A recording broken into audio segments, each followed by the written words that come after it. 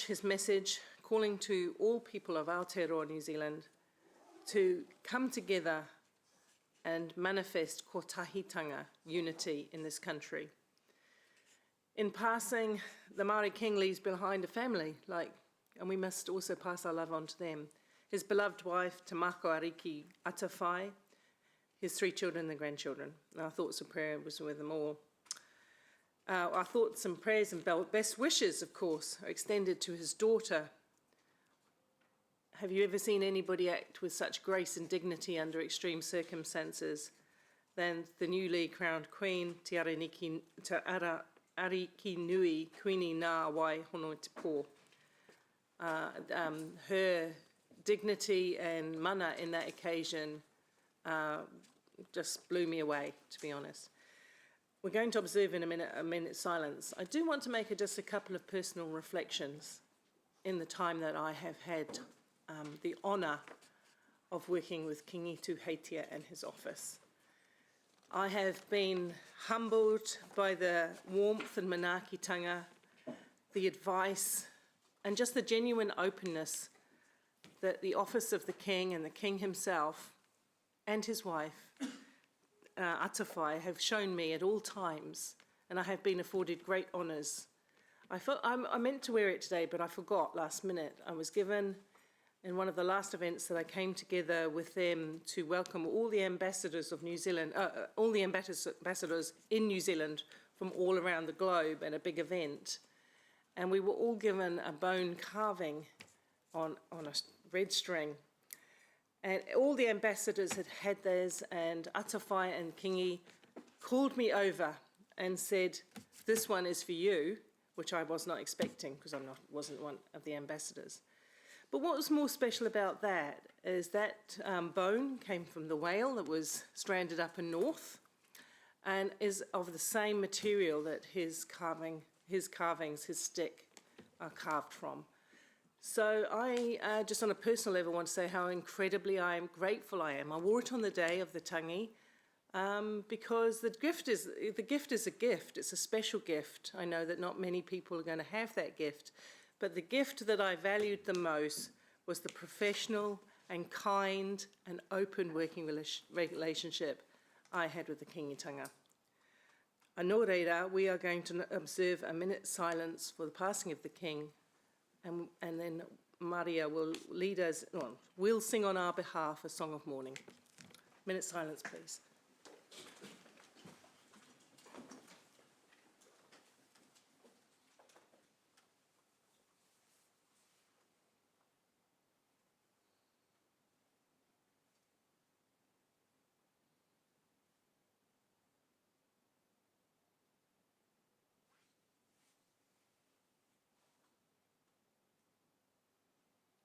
Thank you.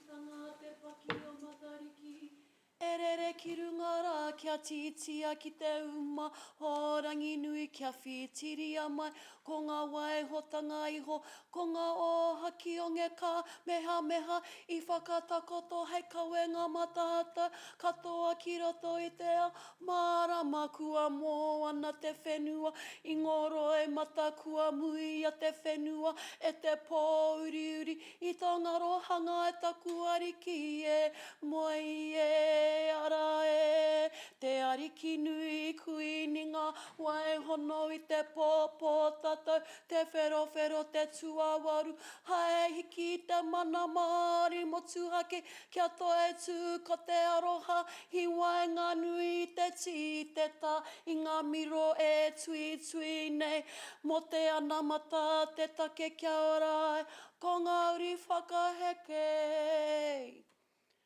That was just a short pāo or tangi apakura that is usually given on the spot with a bit of thinking. Shane Teruki asked me this morning by text message if I would give something like that rather than a waiata or a song. So it was to include all of us in the spirit of grief, but in the spirit of hope with crowning of our new Queen, And I'd like to say that she's te kuini o te manawa ora being hope, and what we can all do together moving forward. Tēnā tātou.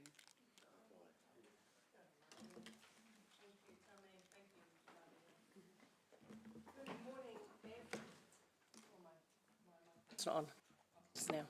Thank you. Thank you to you both. Thank you, Tame. Thank you, Maria. Good morning, everyone. Just noting, Mayor Jackie from Waikato has joined us today with an interest, of course, in the water item, but it's always good to have another mayor in the house. So, good morning. And actually, it's not a short drive for Jackie, so we do appreciate you getting up and taking the time out of your day to be here with us. Council, I'll take the apologies, but I haven't received any. Are there? No. Okay, we'll go past those then. Confirmation of the agenda. I'm going to make a few small agenda adjustments. I think it is proper that we do the water item first and we defer the development contribution items. So, provided we can get through all the minutes and confirmation of minutes in a swift order, we will go to, after that, and we'll set my side of my report, we'll do the waters, and then we'll jump back into order. With those changes, can I please have a mover or a seconder? I mean, I'm happy to move. Thank you, Maxine. Can we take those as a suite, or must they be done? Oh, I'm going to take them as a suite. Next step. Yeah, thank you. Right, we can take them as a suite. All right, so we've moved and seconded the confirmation with those changes. All in favour? Opposed? Carried. Thank you. Now we're going to look at declarations of interest, if there are any. There being none, we'll move forward. I don't see anybody in the public forum. I don't think it's your intention to speak in the public forum, is it, Jackie? But you're here for the other item. Thank you. Okay, in that matter, we will move on to the confirmation of a whole suite from 5 to 10, which is elected member briefing notes, minutes of the open council meeting, a whole bunch. You have had a chance to read those. If there's any matters arising on the one hand or any corrections, please speak now, otherwise we'll move them as one unit. Thank you, Councillor Wilson, seconded by Councillor Hutt. All in favour? Opposed? Carried. Thank you. That brings us now to local water done well. No, I'm going to set that aside. Well, it's just for now.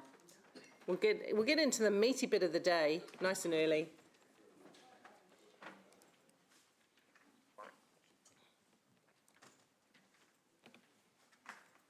Okay, thank you. Noting, councillors, that in fact this is one of the biggest decisions that we will have made in this term of politics.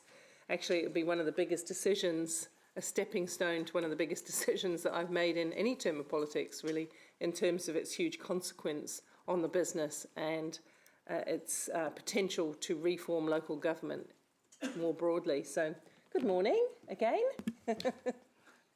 Good morning. So good morning, Mayor and Councillors. Look, today I simply propose to take the report as read. There's already been 2 earlier council reports, 3 information sessions and 7 meetings of the Waters Working Group since April this year on this topic. So I propose to take the report as read, but simply highlight 5 of the most critical staff recommendations out of the report. In particular, the recommendation to approve the success statements for Hamilton and its community, and they're set out in paragraphs 39 to 40, which is on page 53 in Diligent. The acknowledgement of the preference for a Waikato regional or a future-proof sub-regional 2 waters asset owning CCO, to decline to participate in stage 1 of the Waikato Water Done Well proposal, to work with Waikato District Council on a jointly owned CCO, and to offer Waikato District Council to ensure continuity of service while the joint asset owning CCO is established on mutually agreeable terms. So with that, I'm happy to pass back to you, Mayor Paula, for questions. Thank you. We'll take questions, noting that I moved the staff recommendation with a small amendment that is just coming through. It's a very small amendment. And Sarah, so seconds. We'll go into questions. Yes, Ewan. Thanks, Mayor Paula. Thanks, Andrew. Just in reference to the Waikato District Council and the joint CCO, I note with interest that they recently passed a resolution that in fact embraces an immediate move towards a regional solution, which seems to be contrary to the dance I thought we were having with them. This reminds me of other dances in the past where we've been found wanting at the end. Yep. So can I have your understanding, first of all, did that come as a surprise to you? Two, are we actually sure that the Waikato District either made a mistake in what they passed, or have I missed something?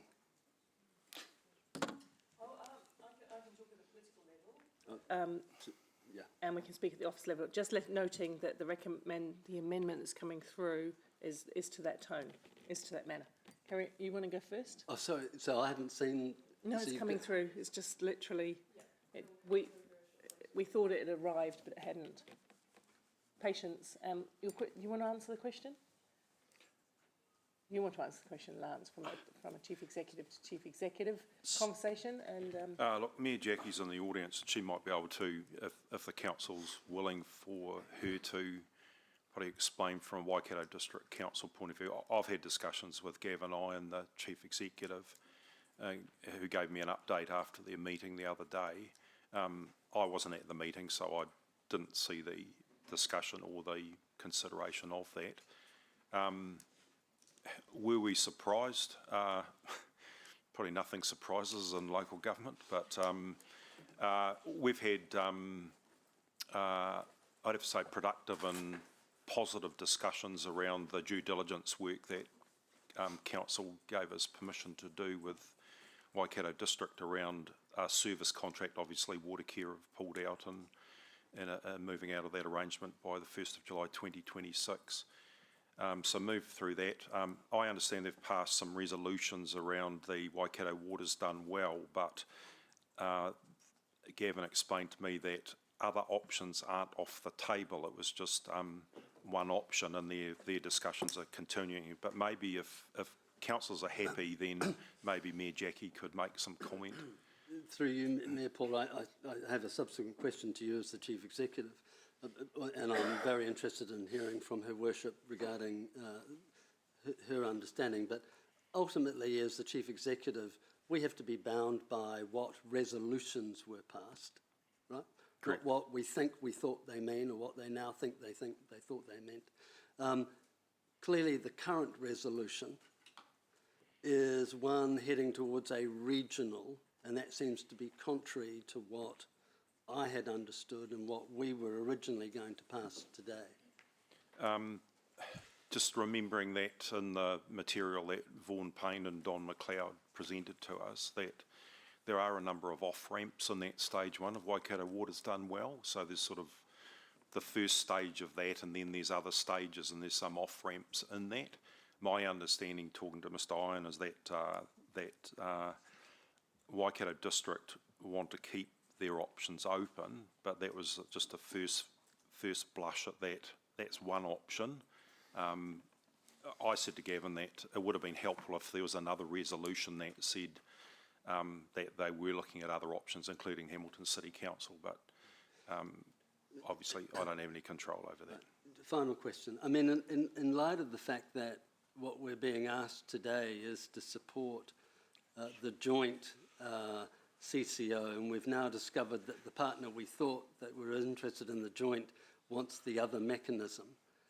I guess to you, Mayor Paul, are you saying your amendment changes what?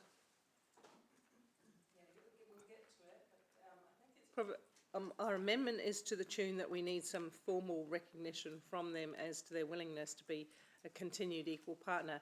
Now remember, in exploring the next steps of a CCO, in remembering that the offer on the regional table is, although it's being structured as a CCO, is essentially a LAS, it's a sharing of operational services, right? Which is only part I'm not going to speak for Mayor Jackie because she can speak for herself, but the intention is to quickly move past those first steps into another step, which does become a capital asset owning. And we're still, and my understanding also, by the way, Ewan might be helpful, is that my conversations with Waipa, their thinking is very much the same. They're in for now to talk about what this means, but they're still looking for either a standalone CCO or the conversation with Future Proof. That's right, isn't it, Blair? That's one of the pathways that they can So they've got options, is what I'm saying. They've maintained options. Jackie, Mayor Jackie, sorry. Yes, no, thank you, Your Worship. Yes, I would say that what I'd say is, just to clarify the comments, is we were not choosing only to look at Waters Done Well for the Waikato and go against the intent that we've had for a long time to look at the scenario with in relationship with Hamilton. That was not the intent of the resolution. Is merely we had a paper around the Waters Done Well, and I think you've explained it very well, Mayor Paula, around, and it's the same as what Waipa. That was one option, and it was, it's not a binding, it's a non-binding, and it's more of a services to look at the steps forward in what I'd say is the flow of the waters and the moving target that I think we're all in. It's a journey that we're all on in different wakas at different times, at different speeds. But I guess why I came today was to assure you that, our journey of waters has been closer to 12 years than it has been for 2. So we well understand the ramifications and the importance of doing this well and do it collaboratively. Personally, I'm not interested in politicking or dancing or saying one thing and doing another. That's my personal intention of what we say is that have that integrity of looking towards the best options, not just for our own ratepayers, but the greater good of Waikato. And I believe that Hamilton City Council, being the jewel of the crown of the Waikato, is fundamental to the success not just of the Waikato, but NZ Aotearoa. And so from a strategic point of view, waters and growth and relationships with Hamilton City Council is intrinsic to that. We, I guess, is a really large area, but we also border between Auckland Super City and Hamilton. And so to me, it's an obvious alignment to show leadership and relationship building. But of course, we've all got rocks around waters, and we're all investigating those things because we do have to come back and feel like we've done a good governance job in terms of our due diligence, both for our ratepayers and ourselves in the chambers, and to go through those scenarios and making sure that we're doing the right things, short, medium and long term, but for localism right through to those bigger strategic pictures for the area. And so the conversations of the Waikato Done Well, it is non-binding, it is an investigative process. We have had, I think, 5 or 6 different scenarios that we've looked at because we've been on that burning ramp in terms of being what I'm going to call divorced, although I consider myself a Catholic wife. You can't really divorce me that easily. Being divorced by Watercare, so, of course I keep saying, well, can we just go into, marriage counselling as opposed to as an interim step, for example, rather than just divorce me like that, and by text, basically, or by email, not even face-to-face. So seriously, though, but, that's how it's happened, so that our water services, the contract for 30 years, has become a burning ramp. So it's really, in some ways, I think, muddied those waters because there's a service element, which has been really well explained in here, and I think you really understand, and well as there's a financial and forward relationship around waters and CCOs and debt funding and how we all do it better for the future. So I guess I asked Mayor Paula if I could, without muddying your waters, if I could just come here to show quietly, I didn't expect to speak, I'm sorry, I'm not really prepared for it, but is to kind of show our intention is those scenarios is to reduce those scenarios, which we're in the process of doing now. Our staff are doing due diligence around them so that we can feel that we can go back to people and say, we had these scenarios, these ones on the analysis as in or out, and moving towards what would be a best outcome. And absolutely the intent is that obviously really with Hamilton is really important to us. We've got things to unpack in waters. You've got things to unpack in waters. We were collaborating really well on the operational level and political level in terms of unpacking, understanding better what those things are so that we can hopefully come towards a mutually beneficial relationship. So, yeah, but, yeah. Is what I took from our conversation the other day is that you're keeping doors open, but what you said to us is that if the business case and everything aligns, you're still strongly aligned to working with Hamilton and potentially the future-proof area as well. Correct. That's right. That's the thing. And, I guess this is like any other chambers. I'm one vote. We go through our due diligence, like everyone here has that say. And so none of us can promise where the directions will end up and where that work would come. It's really the intention that we are seriously looking at this. We're not going to waste, we don't want to waste our time, we don't want to waste ratepayers' time, and we don't want to waste relationships. We want to build those relationships here. So that's it. Thank you. Ewan looks like he has another question, but just before you do, Ewan, just 1 minute if you mind. Noting the bit in red is what we're doing, which I know, Jackie, I made you aware of, that we would want to have some tangible directive from you around this. I think Ewan's got another question. Did you? It was further to Her Worship, just for a point of clarification, because I'm a little unsettled by this most recent Question. So, question? Okay. So, Your Worship, in light of the fact that Watercare has somewhat abandoned you, I thought you as the council had said we need to do a deal with Hamilton for the assurancy or the continuation of the water. Now, that's not what the resolution you passed. So are you saying that you have yet to decide if you need us to resolve your present water issue? I think she's saying they're not mutually exclusive, is what I thought. Yes, correct. They're not mutually exclusive, and we're getting into probably, I'm going to try and answer as fully as I can from a governance point of view, understanding that procurement of services, any services is an operational matter, and, there's processes around that as well. So obviously, because of this relationship with Watercare as a service organisation, but also understanding how they work in terms of, we've got a water governance, committee as well, so we're quite confident of how those operational things work. So that's really in the operational matter of yes, Hamilton has been really kind in offering that, and we've been investigating and talking about that. I'm not sure exactly operationally how far that's got, but there's other water services that we have to do process around. Okay. But So it's kind of like, I guess what I'm feeling is we can't. I think that point's been quite well Yes. made. Have you got a question on a different matter? Because we don't want to go into interrogation. I think Jackie's spoken. With all due respect, Mayor Paula, I'm not trying to interrogate. No, I'm being any asked. other questions then, please? Okay, so the question is, are you familiar with the resolution that we're being asked to pass today? And point, it says, approve staff to work with the Waikato District Council on a jointly owned waters CCO. Now, is that what you want? That is, well, I can't promise how the outcome. All I'm saying is, of the options, including the Waikato Dome Well, or the Waters Dome Well in Waikato, that this is a really serious option. Okay. So this is a credible option. And the remains. credible option and that's why no one can, even in this room, guarantee what's going to happen in the next few months until we have more information, and make sure the intention is to work towards investigating this with the intention of being serious, not just mucking around, not playing politics, but to actually say this is absolutely a viable and important role. And I don't think it's usual for me to come and talk into your chambers.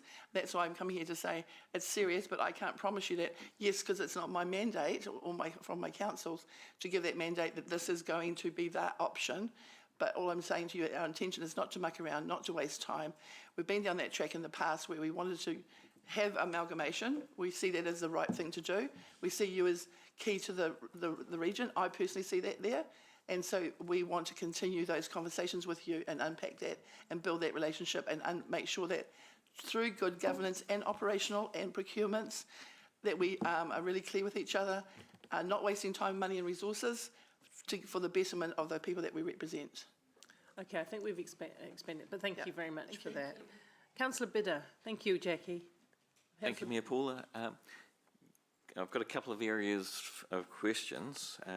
Andrew, if we go for a CCO model, how much control would council have over the council-controlled organisation? And if you could sort of compare it with other CCOs such as Auckland Transport, which doesn't seem to have much council control at all? So the answer depends substantially on the constitution of the CCO and the rules that it operates, the level of decision-making that is reserved for the shareholder as opposed to the board of the entity, and the way in which that fits with the funding and financing arrangements of the CCO. The level of control is automatically less than the council itself making decisions. And in order for the CCO to borrow the money that will be necessary to support the capital works program, any water CCO will need to demonstrate independence in decision making about setting prices and revenue in order for the LGFA to have confidence in the revenue stream, which is the security for debt. Good answer, thank you. Next part, the Cranley business case. So firstly, it's described in here as the Cranley business case summary. Is there a larger report that we haven't had access to? There are two other volumes that reflect the collaboration between Cranley, Mott MacDonald and Martin Jenkins, who also contributed to the business case. We simply got to it is a very, very large attachment. But if you would like it for print, I'm reading. Yes. Supply it. Yeah. The summary is a very fair summary of what sits in the two other volumes that together comprise the business case. Right. I really appreciate the summary then. I do have a question on page 133 of Diligent. There are some financial figures and because this is a summary, I don't see where those financial figures come from. Would it be possible to get a summary of that part of the report with a little bit more depth in that? The reason being, I don't understand how the savings are made, and part of the purpose of having this whole water process is to achieve savings. And so there's questions like, are the savings coming from staff cuts? And I don't know what the proposal is, what the solutions are, where all the benefits are coming from. Certainly, we can make available either the whole of the other two reports or the relevant pieces that go to the exploration of the financial savings. I'd make two observations. Firstly, at the time that the Cranley report was delivered, people got very focused on the financial piece. But as is clear from the summary, there are a range of other benefits, and Cranley themselves say that the other benefits are at least as significant as the financial ones. So it's important that we don't only focus on the financial benefits. Right, good answer. The financial benefits themselves come from a mix of debt optimisation, which is all focused on how you gear the length of borrowing to the life of the assets. And that is one of the things that in recent conversations with the LGFA is very enthusiastic about as to how to get a far longer borrowing period that aligns with the life of assets than local authorities currently borrow at. So that's a significant part of the benefits. It's a significant part, isn't it? There's also benefits in the Cranley model that come from procurement benefits associated with scale, standardisation and other things which are similar in nature to those that were explored by Scottish Water in their investigation for internal affairs. And there's a range of savings that do come from the efficiencies in operation that come by combining staff. There's also some costs that end up with the parent councils as stranded overheads, which is again investigated as part of the Cranley business case. Right, thank you. Done, thank you. Councillor Van Oosten. My question's with regard to the last point that you've just made, actually, and also to do with the $5 to $6 million of unbudgeted cost in the setup of a CCO. The previous government's model would have handled all of those costs and the stranded overhead concern as well, potentially. Where are we at with the new model, and how might those expenses be treated? So the Minister has made it very clear in repeated statements that the government is not going to contribute to the costs of responding to local water done well. That from the government's point of view, the sector asked for the ability for local decision making to reflect local needs, and that is what this framework provides for. And with that, the costs of local decision making sit with those communities. In terms of our work, the $5 to $6 million relates to the establishment of a Hamilton-only CCO that is geared, that is assumed to have a near complete shared services framework, so it avoids the cost of substantial investment in new systems and avoids the stranded overhead cost by using existing council staff to provide shared services to support the CCO. Moving beyond a Hamilton-only CCO will give rise to additional costs and issues associated with how you provide services and deal with integration of systems that would be beyond the $5 to $6 million. That is very much an initial estimate. As we move to the more detailed design phase, we will be far clearer about costs, and we understand the council's desire to do everything we can to be as cost effective as possible.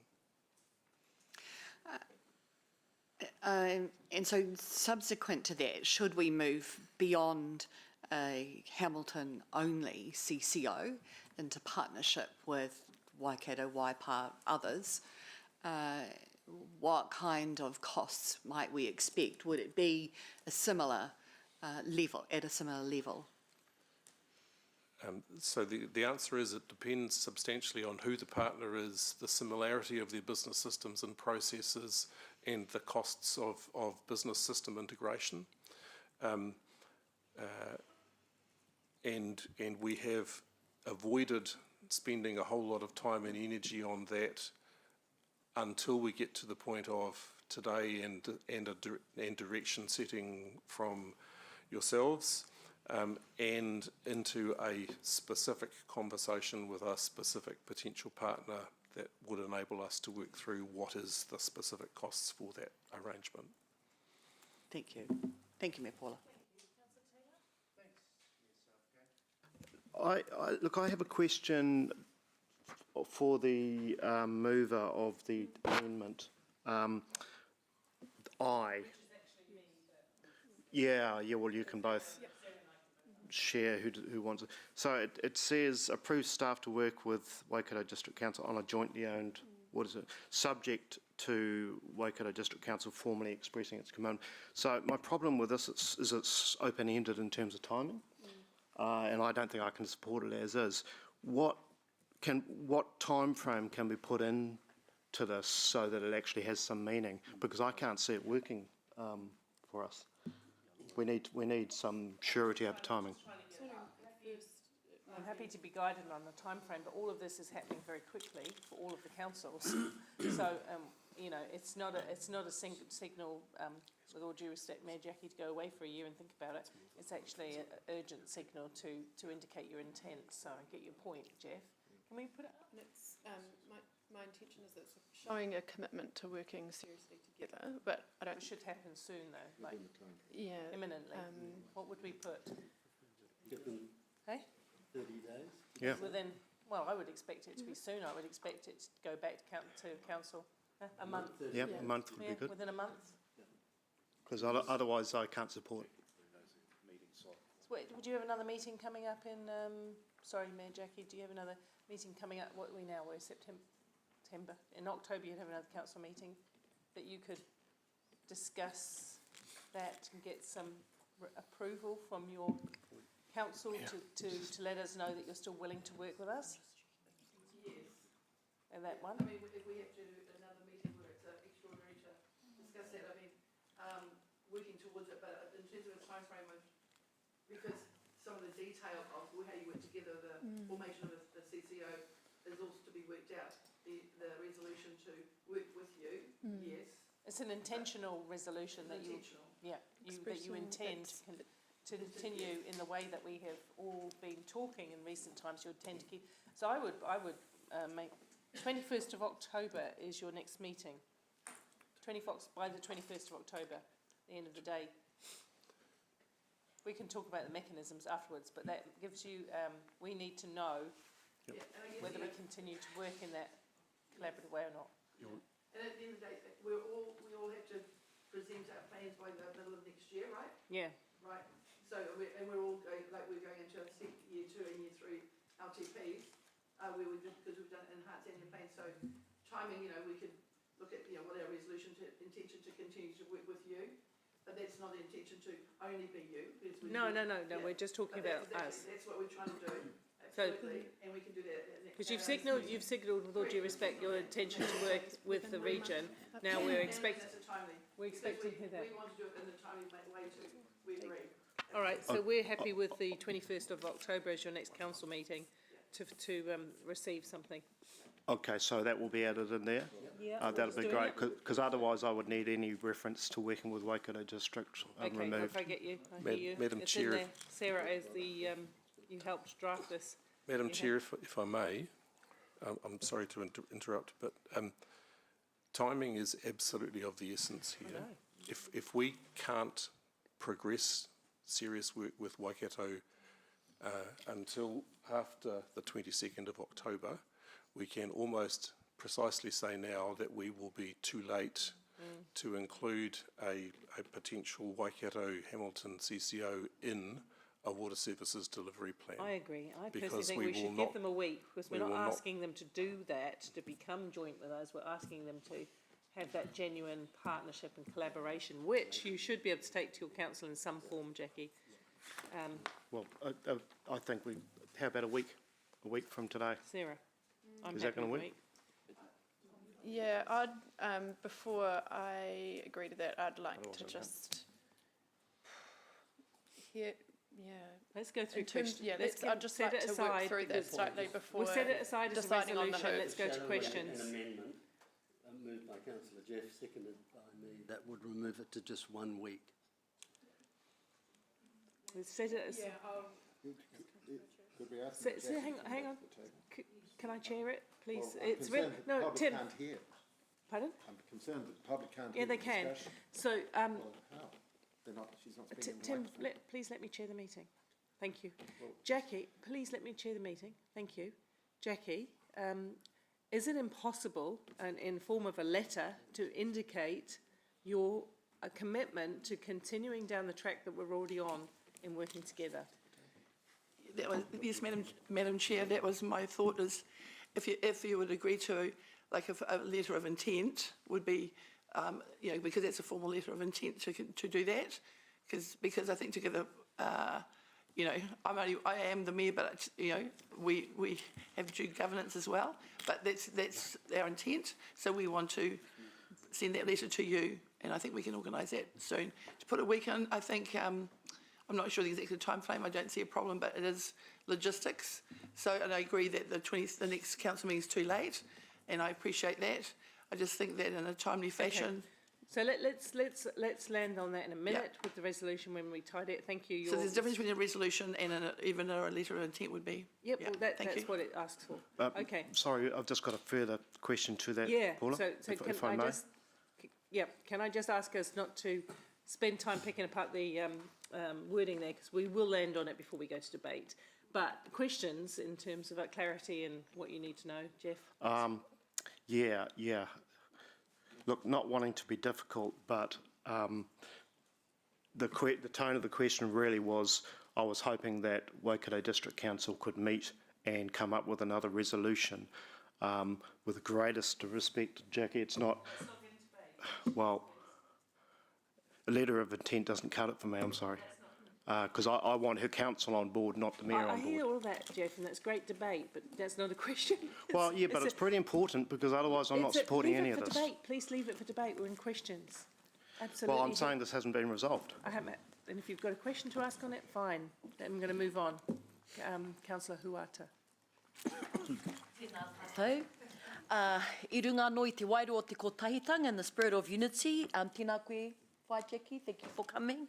My question actually relates to, once we land on what we're going to be doing, there is still the issue of a lack of workforce. So I did note that there is an intention to create a centre of excellence to share expertise, and there is also a commitment to having a highly skilled workforce.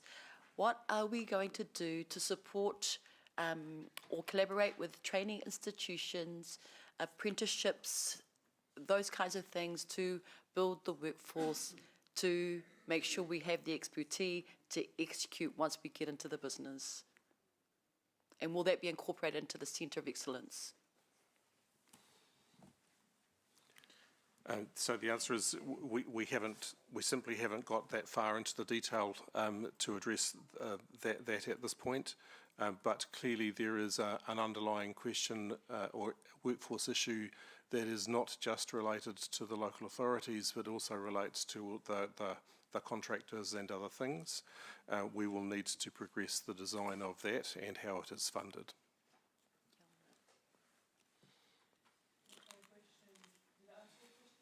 Yes. Yeah, thanks, Mayor Paula. Question to staff, just page 49, item M, point 3. The estimated cost of establishing the Hamilton-only water CCO is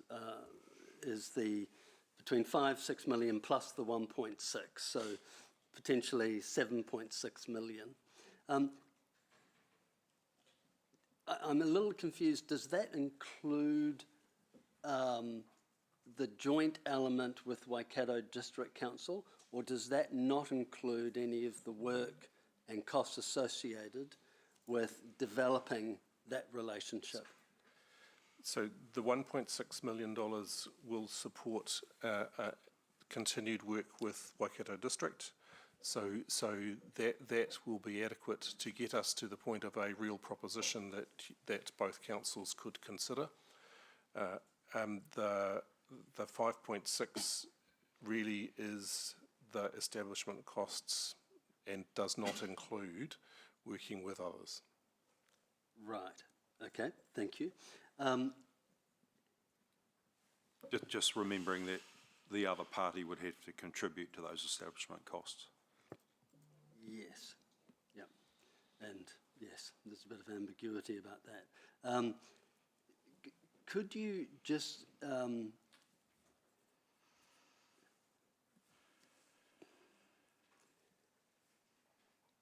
going back to the CCO, when the CCO was created,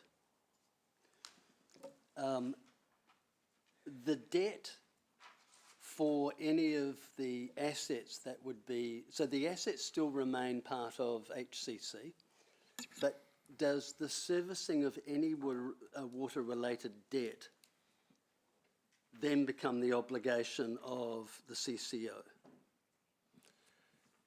So to tease that out, what is proposed is that all water assets and all wastewater assets would be transferred to the CCO along with relevant debt.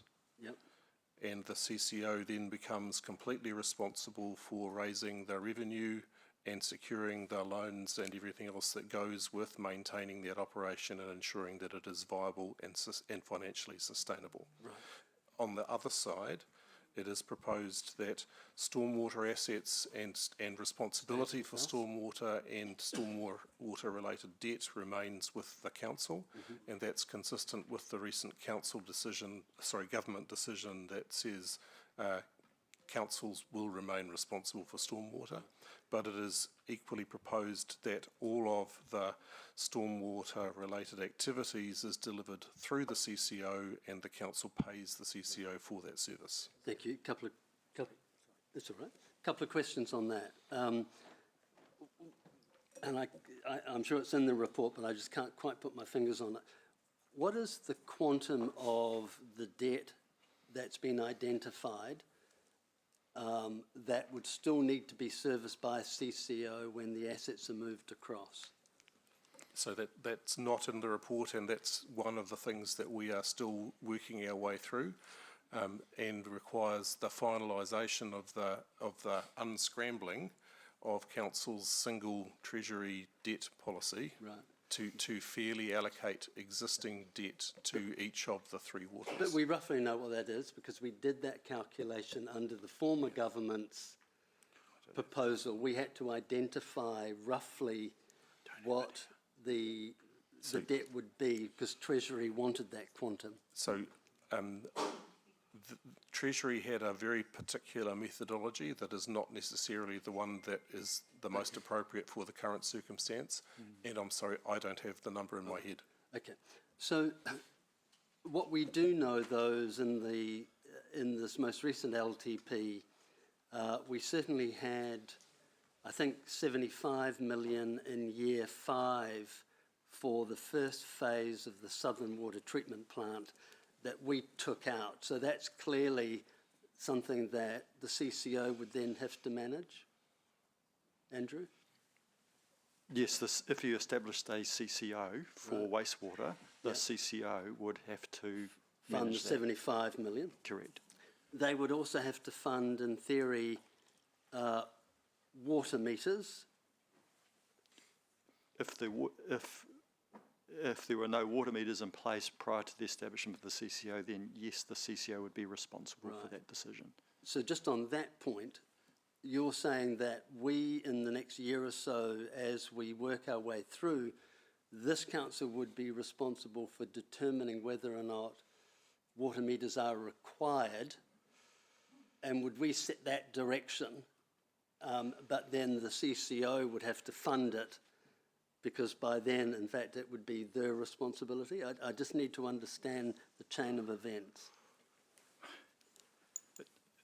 That's a potential scenario. It depends on how the CCO is established around the degree of control the council would have over it. But what I would also suggest is the new economic regulatory framework that the government's proposing to put in place would probably necessitate the installation of meters regardless. Right, so, and roughly our calculation on water meters, what was that, 50 odd million, 53? Right, and so we know the 75, we know the 53, but we're still not quite sure of what debt we have on the assets that we would move. How can that be? How can we not know what our debt is on water assets that we're about to move to a CCO when in theory we could have had to have done the same thing under Three Waters? How do we not know what that figure is?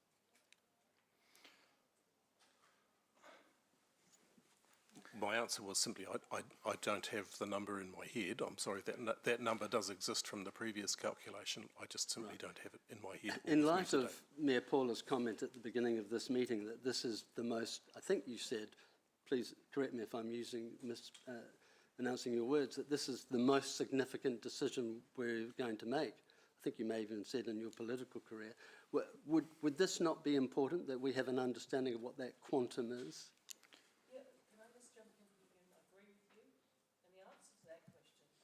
That we've been told, remember when at the workshops, that we've been told that that will be with us in December, warts and all, everything.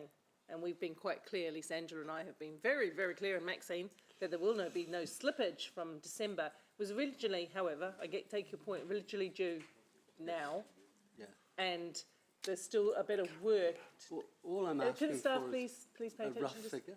Yeah, because we must know. David's onto it, so Okay, So we'll great. get the figure to you. 'cause Thank you. I've just got two other questions. Thanks, Mayor Paul. In page 50, item 15, the statement is, these factors mean it is not possible to estimate the actual benefit or cost of transition without engaging with specific potential partners and undertaking considerable scoping work.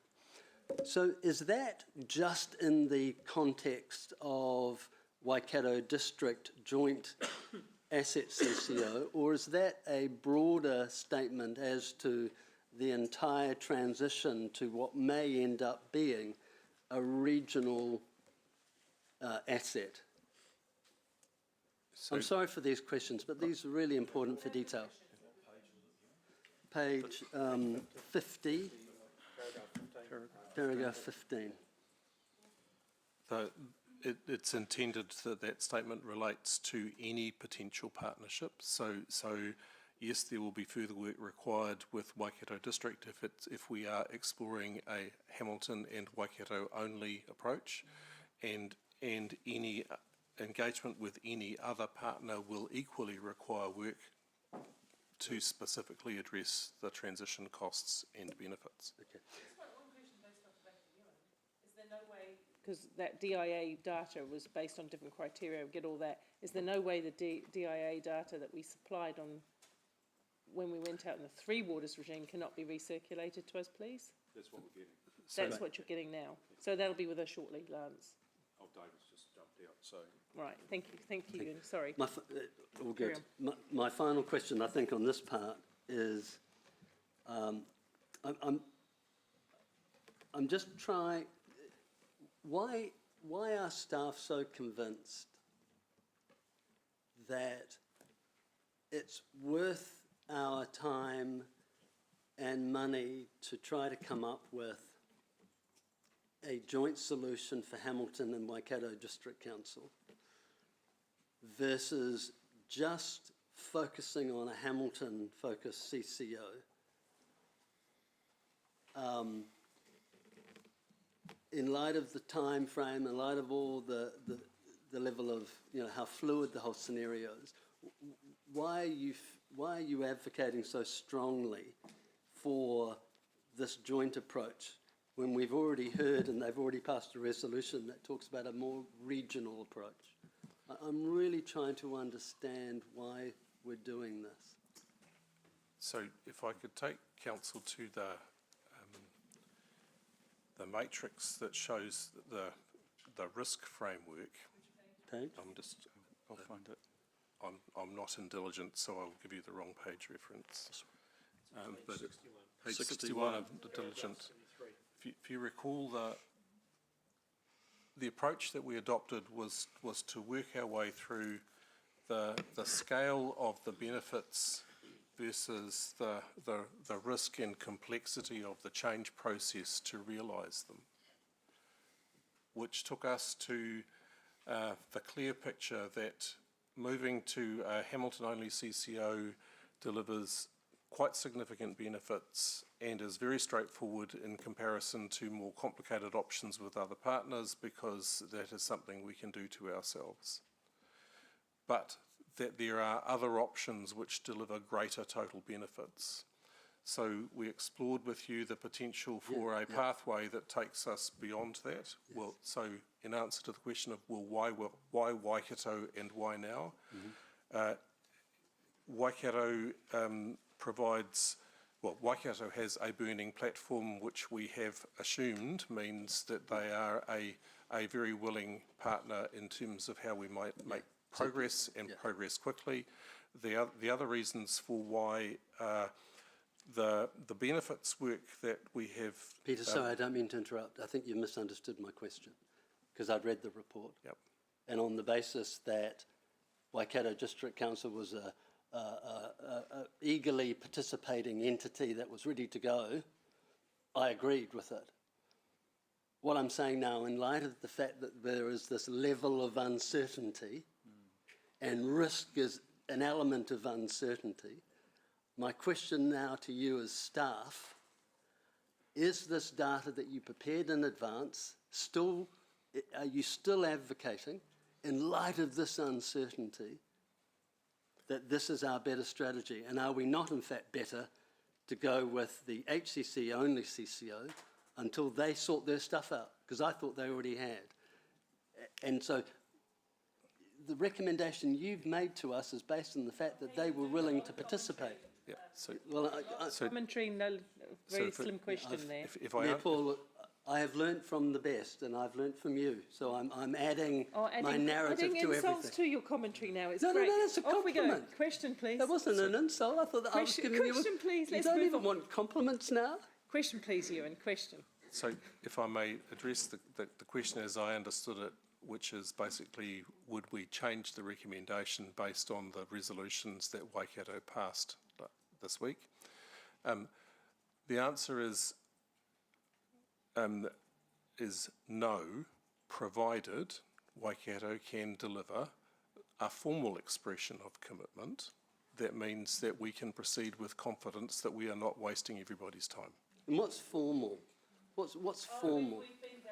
Well, no, Mayor Paula, with all due respect, with all due respect, a procedural point, I was trying to find the thing in the standing orders.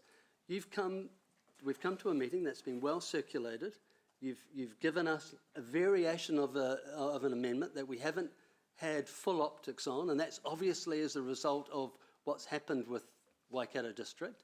And so it's not unreasonable for me to now feel a little uncertain and want to ask a whole lot of questions. And I'm trying to get staff to confirm, would a letter from a mayor, it has, respectfully, it has less relevance than a resolution. So my question is, should it not be a resolution of their council saying that they want to dance with us? So if, my answer to that is, yes, it is my expectation that what Hamilton should be seeking is a formal resolution expressing a commitment on behalf of Waikato. Thank you. That's quite clear. And I'm if going to there's move one on. lesson out of the last lot of engagements, it was that when you proceed in the absence of that level of endorsement, Yes, it okay, is thank very you. risky. Well understood, thank you. That's very helpful, Peter. I Thank found you, that very everyone. helpful. And there is a lot of, I want to allow everyone to have an equal bite at the cherry here with questions. So I'm going to move aside now and go to the next questioner. Thank you, Councillor Moko Tauriki. Kia ora. Thank you. Can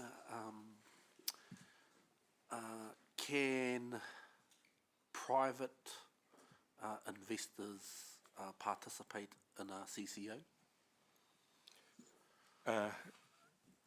Not in the ownership of a CCO. So the models that the government has provided for are you can deliver water services in-house through a business unit or through a council-controlled organisation or through a council-controlled organisation in which a community trust is a shareholder or wholly owned by a community trust. In none of those options do they provide for other private interests to be shareholders, and that is all because of the desire to avoid the privatisation of water assets. However, there is a separate investment pathway that's possible through the changes that the government is proposing to the duration of contracting and ability to enter into design, build, operate, transfer sorts of contracts, which does provide a mechanism for other investors. Ka pai. Thank you. Sarah and I are trying to pick up the intent with our resolution. So before we take any other resolutions or get back to that conversation, we are trying to pick up, based on the question and answers, that at the moment. So just be patient with us and we will get there. Councillor Bitter. Thank you, Mayor Paula. I just want to clarify a response to one of Councillor Ewan's questions about debt. Could you confirm whether or not the council underwrites the debts of a CCO, of this water CCO? Yes, it does. So one of the requirements of borrowing through the local government funding agency is that the shareholding councils in a CCO provide an underwrite for the debt. In essence, that is no greater than the underwrite that you have from delivering the services yourself. And as part of the LGFA family, the council is also a guarantor for LGFA borrowing. Yes. So that is important. Yeah, I'll stop there. Thank you. Two sides of the ledger, Oh, LGFA and as a council. Yes. The only other thing that was to note that if it is a CCO with multiple local authority shareholders, the intention is that the underwrite is proportionate to your shareholding, not joint and several. Thank you. Councillor Huata. Kia ora anō. On page 49, item M, number 2, the preferred approach will have an impact on HCC's existing JMA relationship with Waikato Tainui and on the ability of Māori to participate. You can read it. And then on page 54, item 39, number 7, also ensures commitments and obligations to iwi and hapu are met. Can you clarify what those impacts are? And if you can commit to what you've said. So my understanding of the JMA arrangement is it sets out a framework for joint decision making and communication that is quite broad. And what is proposed here in creating a CCO changes the nature of the decisions that Hamilton City Council would make by introducing another party that will have decision making. Quite what impact that has on JMA and the relationship between Hamilton and Waikato Tainui is one of the things we need to work through, and it would be wrong for staff or the council to put words in the mouth of Waikato Tainui as to what the impact might be. So the reason for the recommendation is to engage with Waikato Tainui as we work through this next phase to make sure that we can understand the nature of any potential impact and consider how that could be successfully addressed. And that's, I believe, consistent with the principle of working together to solve problems. Ka pai. So in effect, Waikato Tainui would still have a say in decision making. How that works is something we need to work our way through. On that one, we were working through the agenda for our joint meeting with Waikato Tainui, which is coming up quite soon. Forget when exactly, but soon. And the major item on that is around understanding where we want to head with water and how we might play part. And you'll be in attendance, so thank you to see that. Okay, Angela's gone. She gone? Have you lost the will? Well, a little bit, but no, I'm trying, because it's a little bit of a kind of a side thing. On page 49, goodness knows, recommendation M, Roman numeral 3, talks about some of the costs, but they're quite broad. Back in February, so we're talking 8 months ago, Councillor Taylor and myself put forward a motion that stopped the capital amount of 50 million going in for water meters ahead of any decision. But we also asked, yeah, it's here. So we also asked that work be done to ring fence the costs of this whole project of local water done well into a separate project to provide transparency to the community and the council. And I'm wondering where that is, because I'm hearing concerns from members in the chamber around the costs. So it's the cost of this project more than just, well, it's 1.6 million on the budget line, as well as other costs for the project. Where is that at? Because we haven't had that update yet, and we asked for it to go to the finance, regular reporting to finance and monitoring. So we're tracking with that 1.6, which was, you know, the residual Better Off funding that we've repurposed. Yeah. So that's being tracked. So we'll bring that back. The 5 to 6, which Councillor Ewan was talking about before, and potentially more if there's a partner and that sort of thing, then, as Peter said, we have to do a lot more work on that. And we just wanted to wait for the direction today before we get the team into that and, you know, starting to peel the layers of the onion back and give you that. So that will be imminent once we actually have some direction from today and we do some work on that. So that will be coming back in the next 2 to 3 months. But we were going to have that originally September for this meeting, but have we been told that the complete, removing everything related to water and looking at it in totality, will be available to us in December last? Is that still the case? I think that's the modelling, which is a bit of a separate thing of the total. But I think to Deputy Mayor Angela's question is the detail around the 1.6, because we need to know the direction from today, because if you wanted us to go and do Waikato Water Done Well, deal with the Waikato District Council and look at our own CCO or a joint CCO, you're starting to talk 3 or 4 streams of work, and it might have been more than $1.6 million. But we can give you the updated figures. I know Andrew's keeping a spreadsheet and he keeps me aware of that. But we'll bring that information back to the Finance Committee around monitoring. But also, once we get direction from today, we can give you more definitive figures on the cost of the work going forward. Go. I know you're still thinking. We're confident the 1.6 is enough for this financial year, if that's what you're after. Yeah, I don't think... rather than having a big blowout, which, you know, we suddenly come back to you and ask you for...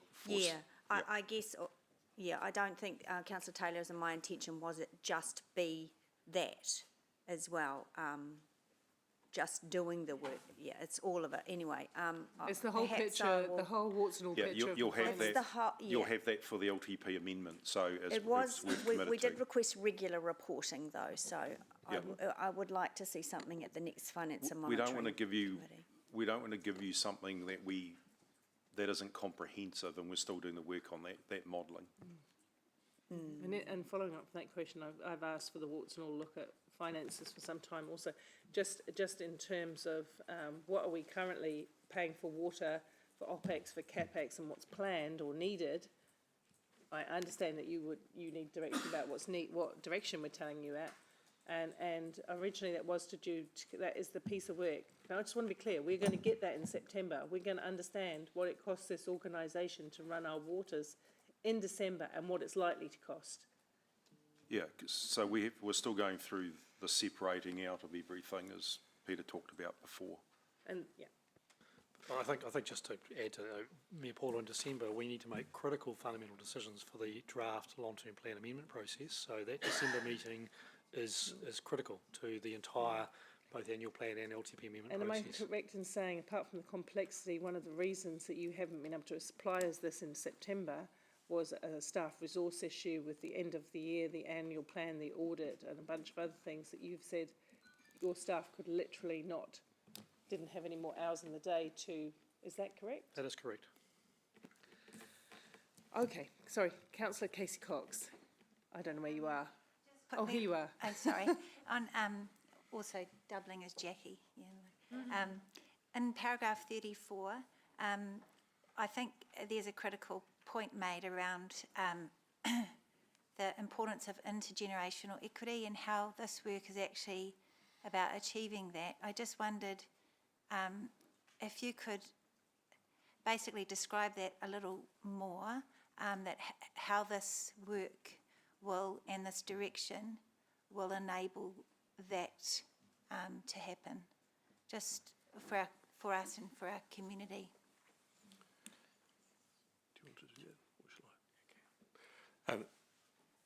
So the key question with intergenerational equity, it goes to how you spread over more than one generation the costs of delivering infrastructure which lasts a very long time.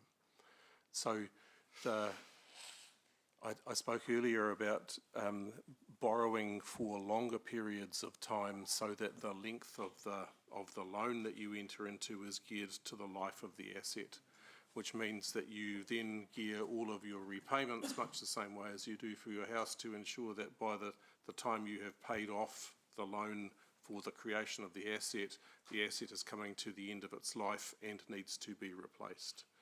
So that is one of the key mechanisms that takes you to how you deliver intergenerational equity. That is not necessarily the framework that the council has applied in thinking about its borrowing process to date. It will probably take you to greater overall debt at any point in time, but it smooths the payments across multiple generations in a way that is far fairer, so that you are not expecting everybody today to pay for an asset that will serve several future generations over its life. Thank you. Mayor Paula, David's got that information now, so that we gave to the NTU Yeah, I think 2 so. years ago. Yeah, in 2021, in response to a request for information from the DIA, we provided a Three Waters debt balance of an estimation, if you like, of $330 million. Note that was Three Waters under the current initiative, so we would be only transferring the two waters, being drinking water and wastewater. If we have a look at our long-term plan, ended 25, if we like, or the first year, that amounts to just the two waters, being wastewater and water supply, would be 251 million. 351 million. So things have moved on. But there, Balls in the air, sorry, David, just because there's a lot of balls in the air, yeah, I propose we take a 10-minute stretch. There's a resolution that Sarah's still working on with me. There's a potential amendment from Jeff and Ewan. We need clarity on that financial figure report, so that makes absolute sense to us. And I just think at the moment we're going around in a little bit, we've got a little bit of a vortex. I want a circuit break of 10 minutes, please. yep.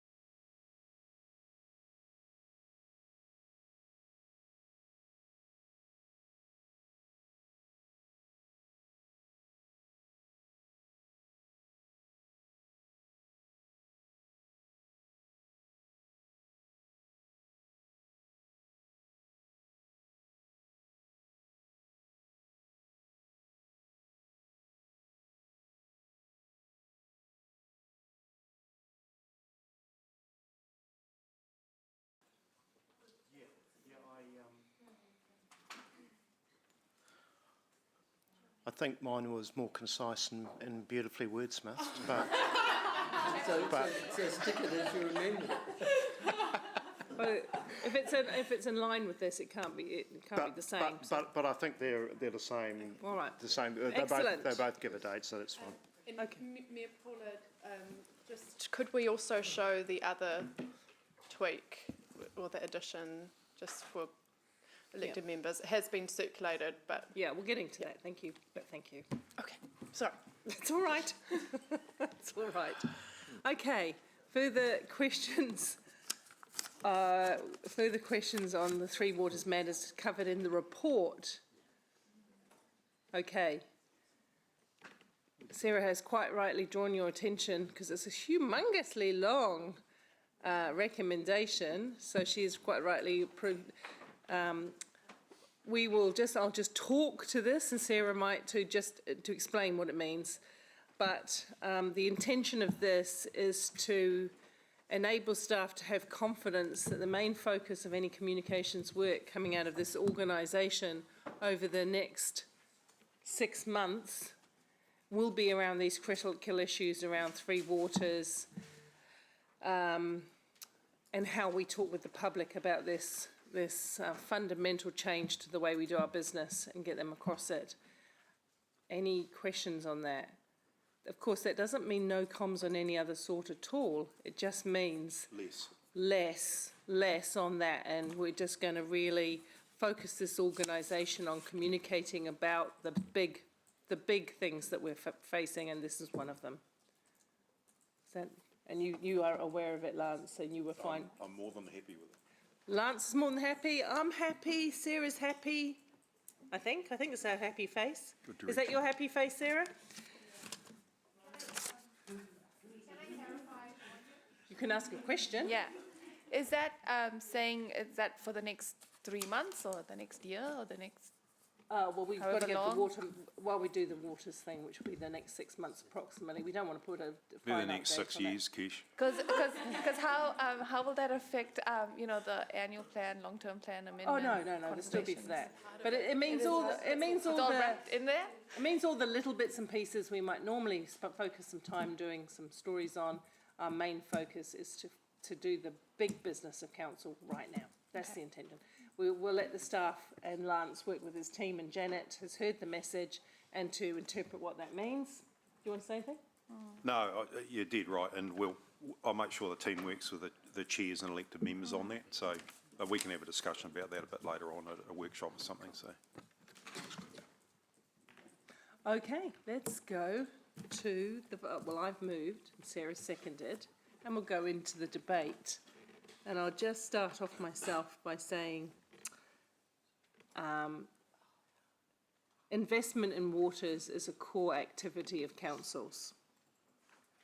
We have no choice but to deliver safe, high quality, well-maintained water services for today's people and for the future people of Hamilton. Now, we know that new standards on waters are in place, making that an even more costly exercise. In addition, we have got some parts of our city that are quite old, and the pipes need repairing, upgrading, renewing.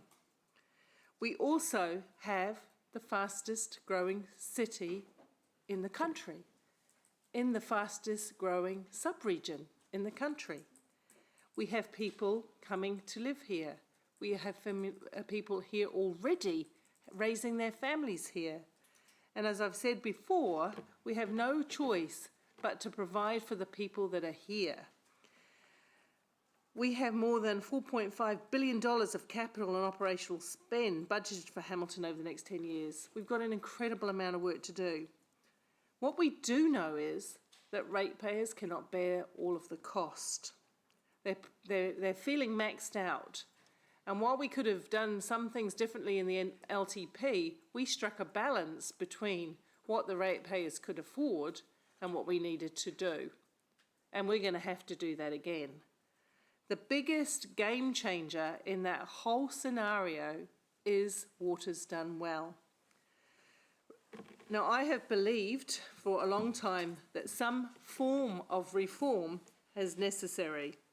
I haven't liked all the details in previous reforms, but I have said that I believe we need to do things differently and we need to do things better. And that is now borne out by the changes that government have put upon us that we must achieve within the next 8 months with a water services plan. Thank you. Councillor Wilson. Yeah, thanks, Mayor Paula. Obviously, I'll be supporting the motion. I want to thank Councillor Jeff and Councillor Sarah for the work you've done sorting out this resolution. I think that's absolutely vital. Look, I have to make an observation. I'm a little concerned with Mayor Jackie's comments regarding this process with Waikato District is more of a procurement process. Look, I think what this needs to be is a high trust partnership that leads to a CCO. This isn't about a procurement process. This is about a partnership at the heart of which is a CCO, where we leverage assets. So I really want to make sure that Waikato District understands what our expectation, and so I look forward to seeing that unfold, and we've now got a clear time frame. I have to also say that we have to be honest to the ratepayer that this model will not see a reduction in costs for them.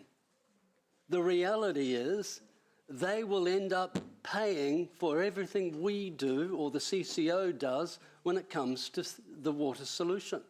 They'll just get 2 invoices, right? And ultimately the debt that the CCO accumulates, they are ultimately underwriting. So we're not alleviating their financial burden, we're shifting it around a little bit. But the reality is they still have to fund it. And we as a city have to guarantee the debt. And they, of course, are the reason we get to be able to guarantee the debt, because ultimately we can just keep taxing them. Waters needs to be resolved. Hamilton needs to have a clear vision.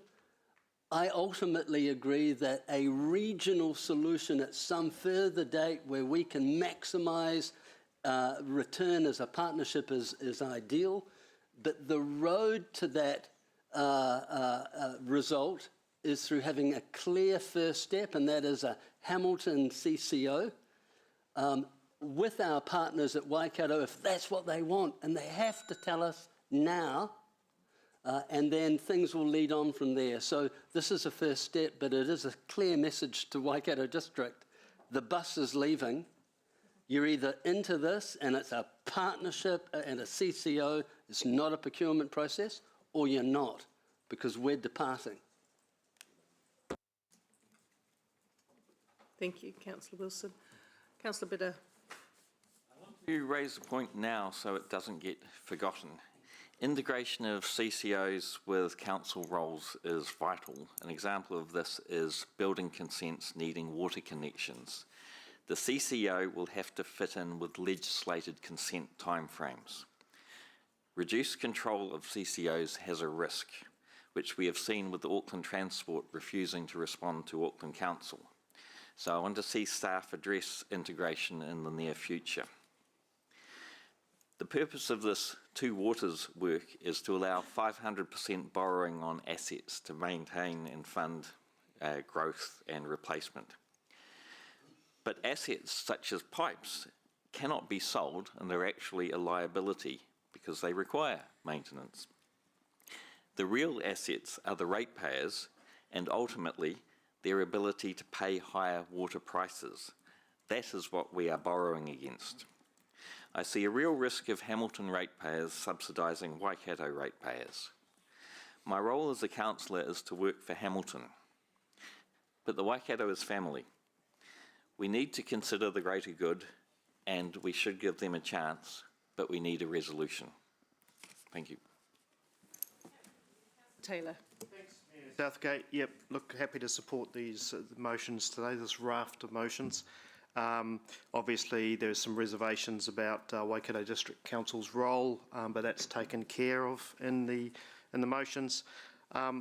And I genuinely think this is the best course of action for our residents and ratepayers. And ultimately, I don't think there'd be many elected members who wouldn't think that one day an organisation comprising all of our councils would be the ultimate way to go. But it's just I think it's the way that we get there is different, that's all. We have the same ultimate aim, but it's the way we get there. From our point of view, we need to get to the point of creating a business unit and ultimately a CCO as quickly as we can. Why? Because it's at that point that we can access the funding that we need for the infrastructure, for the costs we're going to face. So it's in the best interests of our residents that we get on with this as quickly as we can, either with Waikato District or without. The trouble with the Waikato Water Done Well plan is that stage one, which you get to, doesn't actually help us. It doesn't get us to that stage where we can access that funding that we need, whereas this does. And our residents and ratepayers come first. That's what we're trying to do. We're trying to get the best possible deal for them. And as has been obvious today, we are a little concerned about Waikato District's commitment to this. There are some mixed messages, and it's bringing back some awful bad memories of something that happened a few years ago with Waipa. But I'm confident that we've heard from Jackie today, which is great, and hopefully we can get that kind of signal of support from Waikato and go together.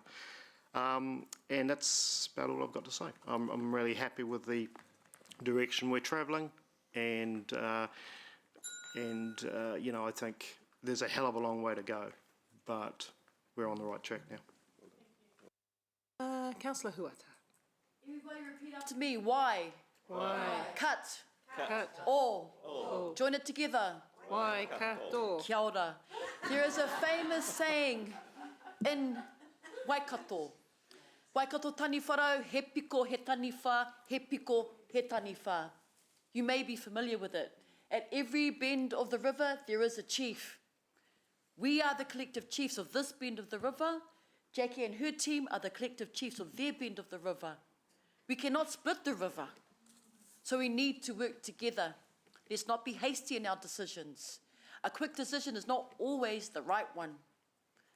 Let's go forward with relationships and ensure that we can combine our resources and our expertise, which is what I'm hearing. But yes, do it in a timely fashion. I want to end off with another famous saying. He aha te mea nui o te ao, he tangata, he tangata, he tangata. What is the most important thing in this world? It is people, it is people, it is people. I would like to say, he aha te mea nui o te ao, what is the most important thing in this world? He wai, he wai, he wai. It is water, it is water, it is water. Without it, we have nothing. Tēnā koutou. Thank you. Councillor Van Oosten. Newest councillor and brings to the table a lot of wisdom. Thank you for that. I have to say and agree with Mayor Paula that this is the longest motion that I have seen in a council report. So, I mean, it signals to me the real gravity of the decisions that we're going to be making today. And for me, it is the most pressing and important issue for us to address. More importantly, though, any changes that we make, we must be taking the interests of Hamiltonians, both now and in the future. We know that without investment, that we face some substantial future costs and potential failures to our network. So the status quo is not an option, and we must act now. And as we do so, we need to consider the financial implications of delivering future waters and the program that will require. As the fastest growing city in the country, we know, we face unique challenges that set us apart from the majority of councils in our region. Our current debt to revenue limits restrict our ability to borrow what needs to be delivered to support that growth, and exploring new financial tools, including extending our LGFA covenants, will be essential. and it will ensure that the cost of growth is shared across future generations of ratepayers. Finally, I'm a strong advocate for working collaboratively with our sister councils for the benefit of all. But I know that to be a good partner, we must first ensure our own house is in order. And for Hamilton, our biggest challenge is to address our ability to borrow and build resilience back into our financial strategy. The situation is urgent, but we're not on the brink of disaster. So that stepped approach that's talked about in the motion is something that I support, and it gives us the time to work through the uncertainties, look at the complexities through our long-term plan amendment, begin to prepare our community, and to do what we know we need to do to look after Hamilton. Kia ora. Councillor Thompson. Paula, firstly want to thank staff for putting this together and for all of the work that has gone on over the last few months to pull together information and help inform us on making a good decision here today. Also want to thank Mayor Jackie for being here in the chambers to come and to express how important it is to continue to keep working together with your council. And thank you, Mayor Paula, for your leadership and representing us at the Mayoral Forum on this. Personally, I think it's important, firstly, we're a good neighbour. Remember when we reached out and we gave Auckland our allocation of water? Auckland's much further than our neighbours right here in the Waikato. But also, let's not lose the opportunity to have a joint CCO and then a regional CCO. Councillor Jeff talked about history, but actually Waikato District Council was always in the game. They were all ready to go for a joint water CC services, water services CCO. It wasn't Waikato District Council who pulled the pin. And from everything that I've heard, they're still ready. And so I can look forward to continuing to work in partnership with Waikato District Council. I think there's a fantastic opportunity there. And it is, as Maria said, about building strong relationships. And so I look forward to doing that. We do, of course, need some certainty because this organisation is about to implode if we add anything more to the workload. And so it is important that we do hear from Waikato District Council very soon their commitment to go on this path together. And in terms of Waikato Water's done well, while I would have loved to have shown, I guess, even more of that regional spirit right now, I think we have made it really clear that we do want to work towards a regional CCO. And for me, the issue right now is just capacity. We can't do everything all at once, and there is so much work to do just to get our own books in order. Thank you. Kia ora tātou. This decision is about mokopuna decisions. This is about our grandkids. It's about the recognition that something needs to be done now. I note the Local Waters Done Well report prepared by Vaughan Payne and his team, which outlines some key areas around an aggregated approach to waters. Whether this happens on our watch, the next watch, or even in 10 years from now, we simply cannot kick this particular can down the road. I support the expressions of my fellow colleague, Councillor Wilson, around getting this first bit right, and that is our partnership. Preservation of existing partnerships with iwi is central to this conversation, and I look forward to what those conversations look like in the future, and how we continue to recognise and provide for Te Ture Whaimana o Te Awa, the vision and strategy for the Waikato River. There are some significant fiscal implications between Hamilton City Council and Waikato District Council. So let's get those conversations going as part of our roles as leaders. Finally, I lean into the direction of our late Māori King Tuheitia, who spoke about kotahitanga. Today, I think our decision is a manifestation of kotahitanga. Kia ora. Councillor McIndoe. Thank you, Your Worship. Kia ora, colleagues. Can I say, first of all, a huge thanks to Sarah, Councillor Jeff, for their work to help us to get to, I think, a better position on the resolution that we will require.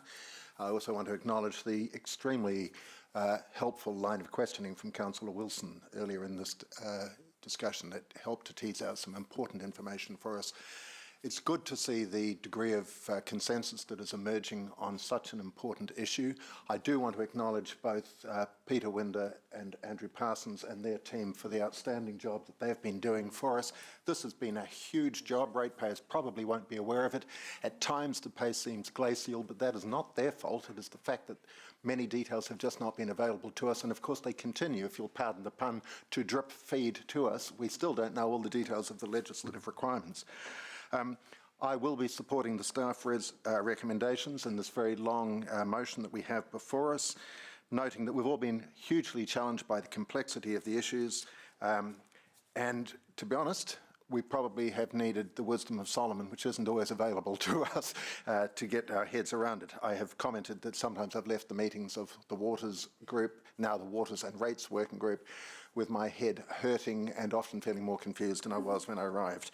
But I want to thank them for the work that has been done. Ultimately, as has been said, we must do what is best for our ratepayers.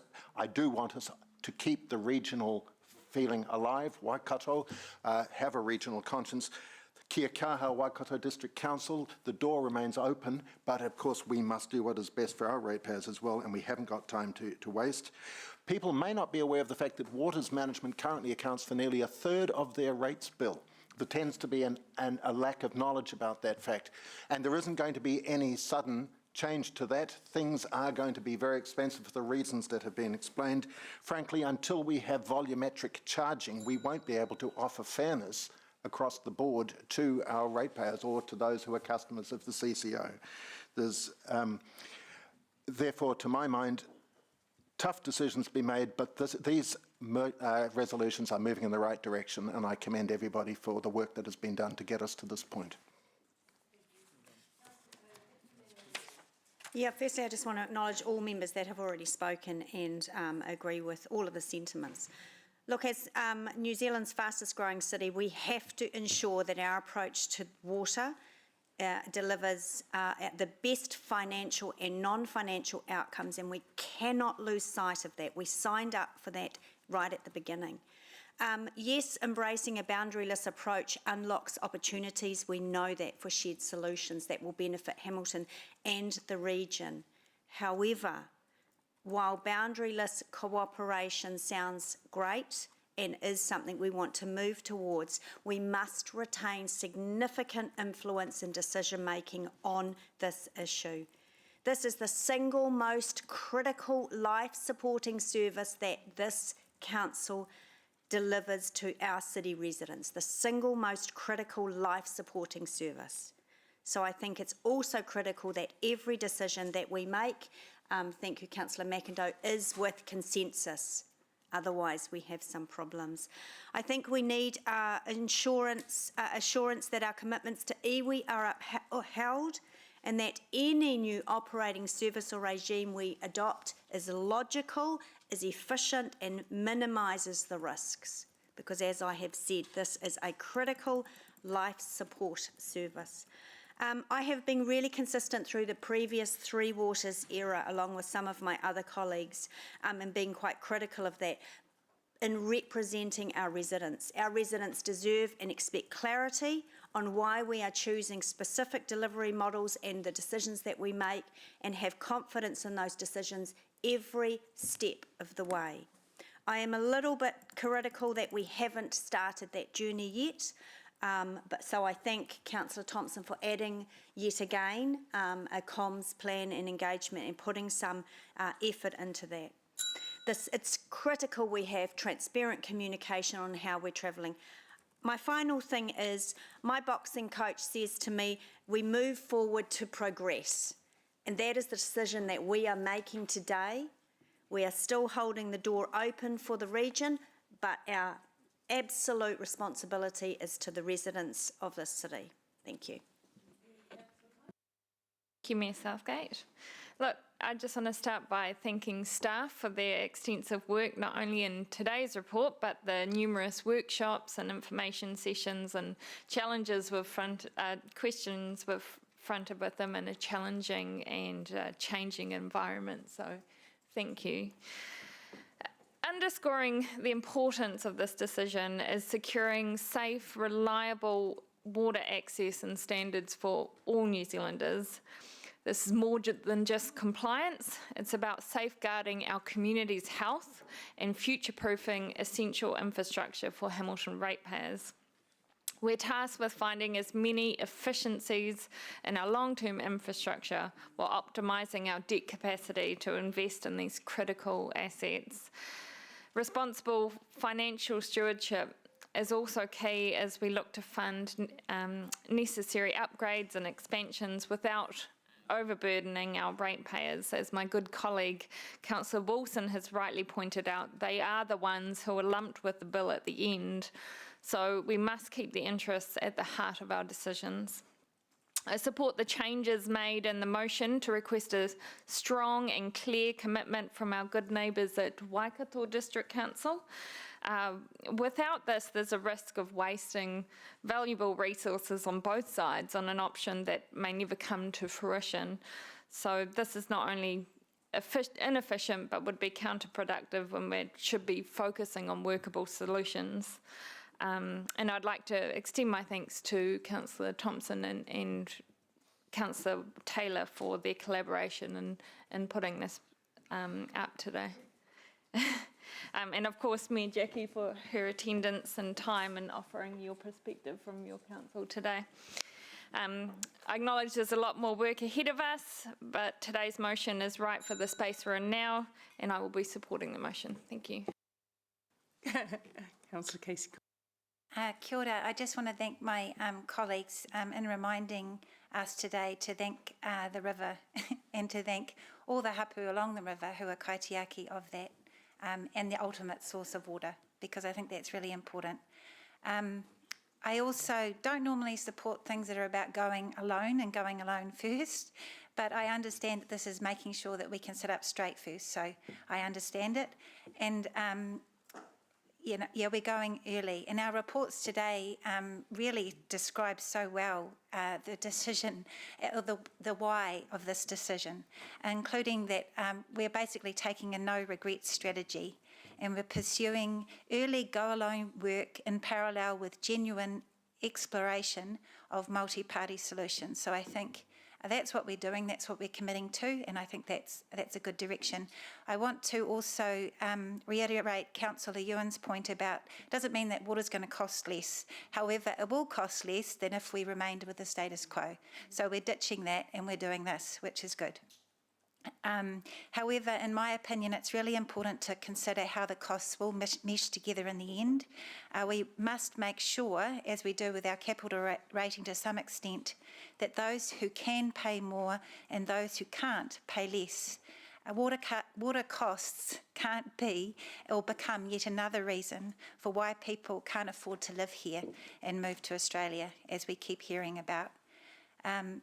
So yeah, I just want to thank everyone. I agree with all of the sentiments that have been shared today, and I think we're making a good decision.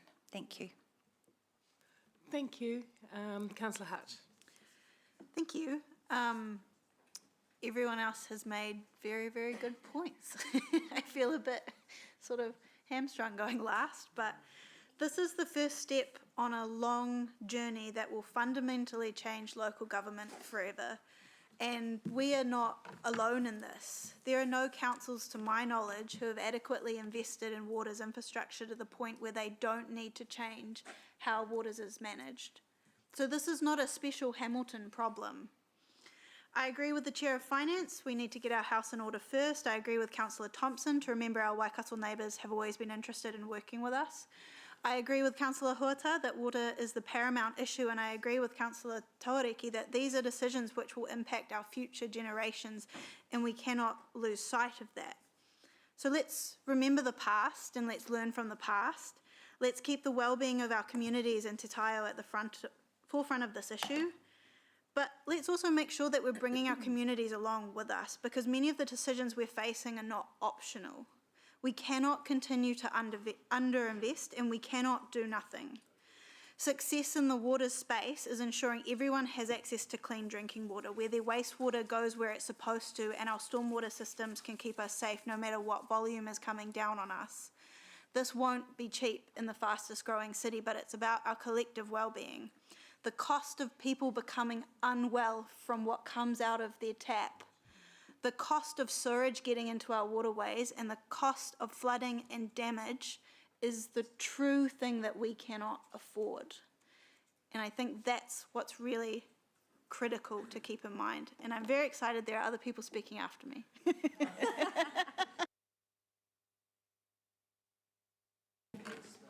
Well, I only wanted to say something so that Councillor Louise didn't feel hamstrung, because I've pulled a hamstring and I know what that feels like. But I will thank all the staff that put in all the effort behind the scenes, and thank my fellow councillors and yourself, Mayor Southgate, for all the work you guys have done in this space. So well done, everyone. We all know that collaboration is key, so I have nothing further to add. I was going to try and make up some funny puns with water, but I'll spare you all my dad jokes today. Well, I did come up with "Take me to the river and drop me in the water," yeah. But I can't go any further on that. Yeah. Unless you're going to sing that, we're not interested. Okay. The defence rests. Thank you, Councillor Donovan. Second lucky last, Councillor Naidoo-Rofe. Second lucky last, yes. Thank you for the discussion and for the questions this morning to all councillors, and reiterating our thanks to the staff for your work on this. I know it has been a very challenging months and years to come. It has given me personally a lot to think about too, and different angles that, of coming at this dilemma that we face. And I always take a people focus. Focus from a resident's point of view, and try to take this as to the highest level of thinking that I can without trying to get stuck into the detail. And the way I view it is about long-term resilience, long-term sustainability, long-term funding, and then something that Councillor Anna touched on, which was intergenerational equity. And that's the whole point of what we're trying to achieve here. And I will support any option that supports these long-term principles. Again, it's just the start, as we've heard, and there's a lot more water to flow. And I can't match Councillor Donovan. I just can't get to that sort of.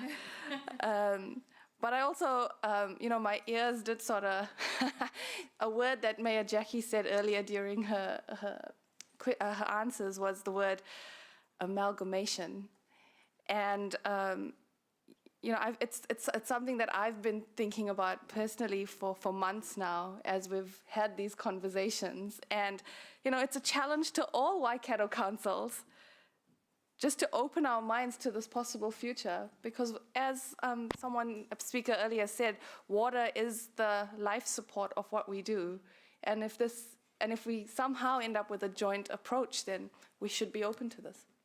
Thank you. And thank you, Jackie. If I'm going to use a water analogy at all, I would say we're definitely on the whitewater and heading the rapids, possibly heading the waterfall.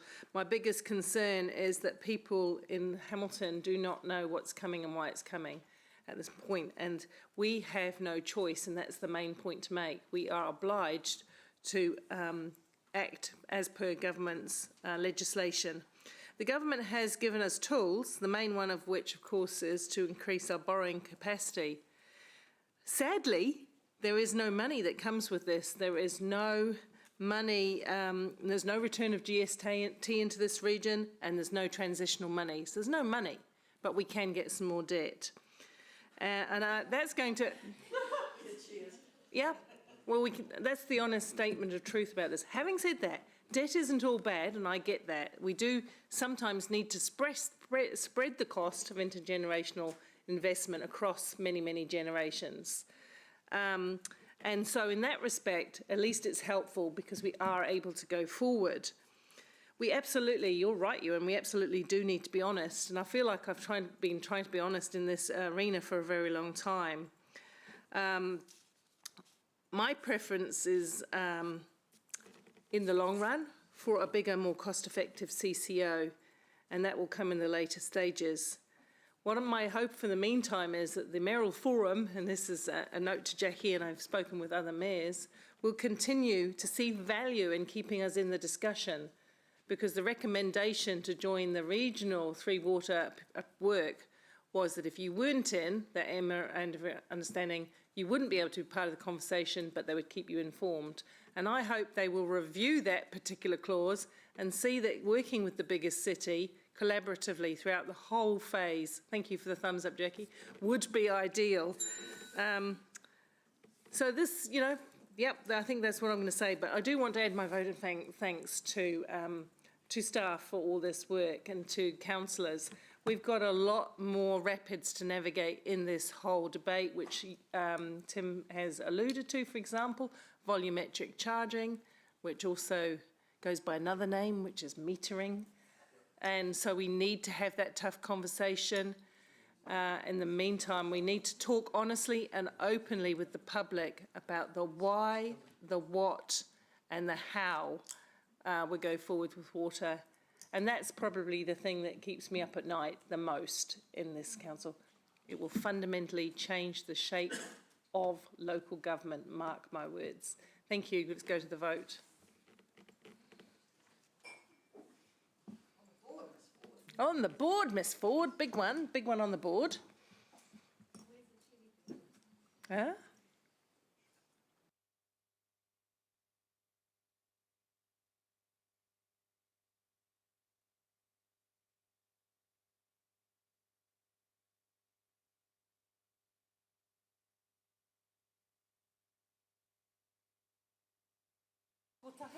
The motion is carried unanimously.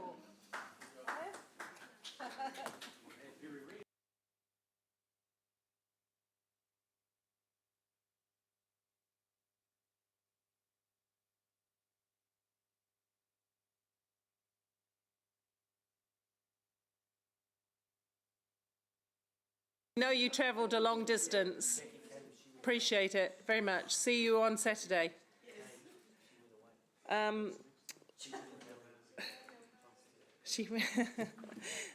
The minutes, there's items 1 to 10, and they're all confirmation of either briefing notes or minutes. Oh, we did that. We went to Chair's report. We did that. I knew I was going to do them speedily. I did them already. Chair's report, I'm going to take it as read, really.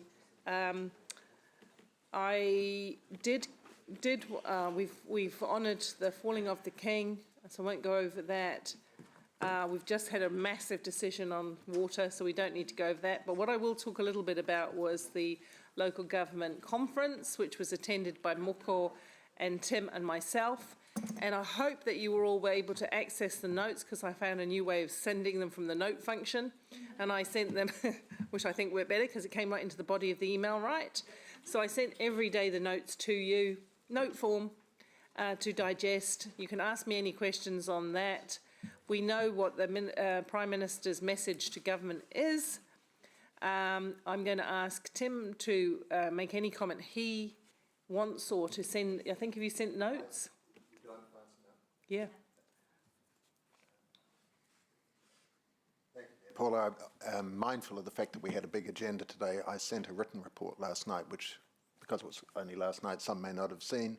I realise some won't be remotely interested in it, but I did try to give a fairly comprehensive outline of the various thrusts of discussions. My conclusion was, and I know there's some controversy about local government generally, is I see value in Hamilton remaining a member of Local Government New Zealand, but I do feel that the organisation's credibility is currently weakened quite significantly by the absence of Auckland and Christchurch and some smaller TLAs. And that possibly does reflect, well, almost certainly does reflect on some dissatisfaction with the general direction coming from the top of the organisation. I don't want to get further into that debate, other than I do hope that over time that it will be possible for the two largest councils in the country to come back and add their weight to the discussions, because the conference itself was valuable. There was a huge amount of really good content, some excellent presentations. I'll leave you to read my report in more detail if you wish to. And I'm very grateful to my colleagues for supporting my attendance at it, because I did think it was really worthwhile, particularly as a new councillor, to be exposed to those discussions and to meet councillors from around the country. Thank you very much. And you and I, just to ask you a question, you and I attended that workshop put on by GHD, which I'm extending an offer to everyone to participate in for a small portion of your PD budget. It was very excellent, wasn't it? Actually, Your Worship, I didn't attend that workshop because it was running... Oh, did you not? I thought you were there with me. No, I was with you at two workshops. I was with you at two workshops on the Friday, Yeah. Okay, which no, were that's very good. good. But that ran at the same time as the plenary session, including the Minister for Infrastructure and RMA reform. And I went to that, you went to the workshop. I went to bits of both. I went to bits of both. Oh, it was very good though, wasn't it, Lance? It was. Okay, now move on. Moko, what's your report from the, please? Yeah, I enjoyed the conference. I noted that a lot of the speakers that were there came from the United Kingdom, and the examples that they were speaking into were largely around the same type of challenges that their councils over there were facing, and how they look with some of our councils. I particularly enjoyed, while this might be a surprise, or was certainly a surprise to me, was Chris Bishop. Chris Bishop and Shane Jones, funny enough. Chris spoke about the fast track approvals, and phase 2 is targeted around changes to the RMA, and so that you know, that's in the pipeline, which will determine what our national policy statement looks like. I felt Chris was quite genuine in his statements around housing. He spoke quite passionately and genuinely, I thought. Some comments that he made around the size of dwellings, he was laughed at for some of that. But then he came back around and he qualified why different types of structures need to be the way that they are. And I actually particularly appreciated his empathy around why a smaller dwelling might fit somebody that wants to live in that type of structure, and that the preferences that, you know, many of the people in the room had was quite a Jurassic one, quite old, to be quite honest, that you need to live in a particular dwelling with X amount of square metres, and that's not the case anymore. And so he's really keen to look at how we advance that sort of work and helping councils to get that sort of work, which we're already in the rights and the thrust of it all. Spoke about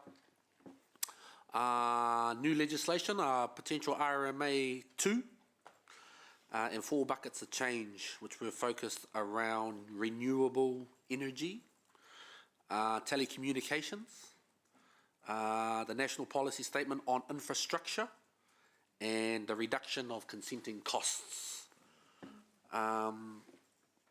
Spoke about changes to quarries to ensure practical changes can take place around mining and that sort of stuff. And yeah, spoke about also unaffordable housing and how we need to look at different ways in how we build houses. So yeah, I particularly appreciated that he also spoke about Papakainga, and the way in how we've been having our conversation around Papakainga is exactly what he was saying in his speech, Anna. So he hasn't been here and spoken to us about it, but we're on the same page. And so Papakainga is looking differently today to how it traditionally looked at Papakainga. So it's consistent with how we've... heritage buildings, so that councils can bolt down useless infrastructure. That was words that he used. Not quite actually, but he understands some of the challenges that Wellington in particular have been faced with, costs associated with having to keep up a heritage building that they don't necessarily want. So, Suffice to say, it was a conference in which the cat was hurled amongst the pigeons on many occasions, and we probably have all listened to the Prime Minister's speech since he gave it. And then I think on the last day, Chris Hipkins, as the leader of the opposition, also lobbed a few really big challenges, and got a bit of laughter. And he said, it's all right to describe swimming pools as not core infrastructure if you have a giant one in your backyard. It's all right to say that children shouldn't have access to libraries if you can buy any books that you want from your wallet by going to Whitcoulls. So there was a lot of really, I'm just mentioning that because it actually formed a really good debate and counter debate about what is core business. Those two made me smile. And just in terms of what is core business, the challenge was very clear though, getting back to core business, which is of course what we have been focused on as a council, but there were moments. And there was John Allen, who is the chair of the Economic Development Agency in Wellington, was a stunning speaker and very entertaining actually. But he also talked about what makes the bones of a city, and it isn't just the water pipes, it isn't just the roading, and he talked about some of the economy of Wellington coming off its creative sector and at the other amenities that they have created over time. Having said that, won't go much more into Wellington. But any questions about that? I've lost my page now, sorry. Any questions on the report? I just want to now, on the government conference, no?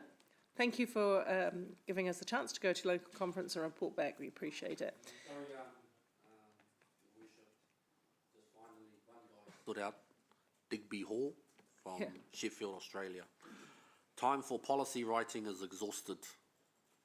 Spending too much time writing policy, need to actually get on and do the mahi. Yeah. That's what he said.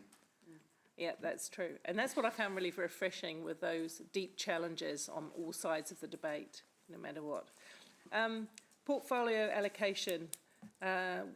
Welcome on board fully. And I have to say, Maria has been constant in her request to me, in a nice way, to get stuck into the work. What am I on? What am I doing? When do I turn up? Have you got the information? So I want to say thank you very much for that. And today we're going to confirm those portfolios. So you'll see them listed there. I always held some back when Tim was in the by-election too, because we knew we had two by-elections, sorry. Didn't want to assign everything all in the one go and leave no choices. I wanted to make sure that the new person had some relevant portfolios. So I have proposed some for Tim and some for Councillor Huata. Tim would like to jump off the Climate Strategy Advisory Group. That, of course, makes it available to someone else, but they're very informal groups. But if there's anyone else around the table who would like to be noted as a member of Climate Advisory, I can certainly achieve that. And Deputy Mayor, with her workload as Creative Ambassador, would like to come off those two, Climate Strategy and Heipo Manawa Ora, to free some space for the other work. Any comments or questions? If not, what I will do is move the recommendation, which includes the roles assigned. Yes, Louise. Could I make a request? Yes. Could I come off Sister Cities Working Group? Yes. Thank you. Yeah. Okay. You've noted that, Mish? So with those two exceptions, we'll go to the vote. I don't really need to debate it. It's pretty... Oh, seconder, please. Thank you, Maxine. Let's go to the... Is there any discussion? No, good. Let's go to the vote on the board, please. And then, Maria, you will be good.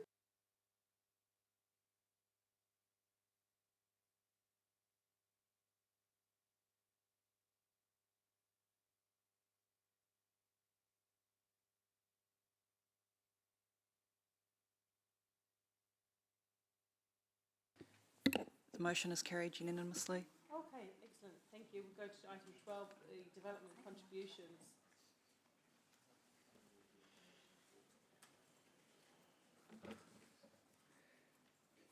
This is the least complicated item on the, no, it's not. Councillor Wilson moves. Is there a seconder? I'll second. Okay. Good morning. I'll take the report as read. It's an adjustment for an error and no more, isn't it, really? Correct. Any questions? Let me just see, there aren't any. Good, that's great.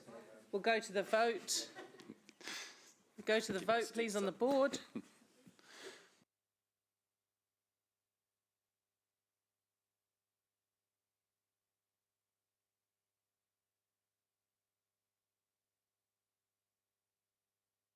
The motion is carried unanimously. Thank you. That brings us to item 14, draft schedule of meetings. I will just make a couple of comments at the beginning of this. This is an incredibly complex piece of work for staff, trying to juggle 15 people's different expectations plus externals, etc., etc. So I want to thank staff for the work they've done. Just note, however, that when a calendar comes out this early in the year and they haven't got all the calendar events of other things, major conferences, other groups we belong to, you can legitimately expect to be a little bit flexible next year.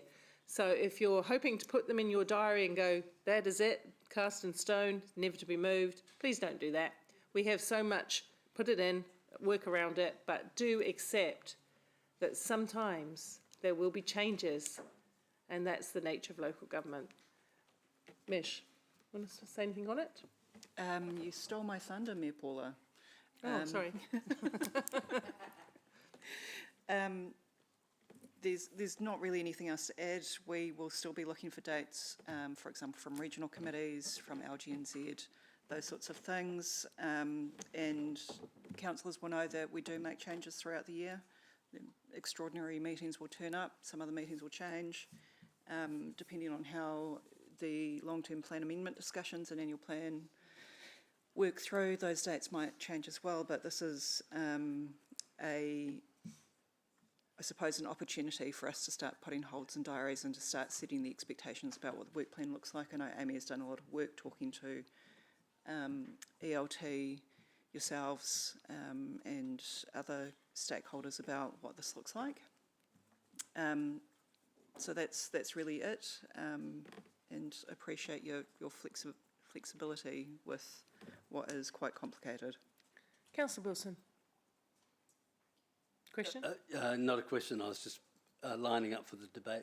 Oh, okay. Has it been moved and seconded? I don't think I have. I'll move it. What, you move, I'll say. Oh, Maxine will second. Okay, let's go into discussion. Debate. Thanks. My first thanks is to Amy and Mish and the staff that collate and bring all this together. It is very complex, and I know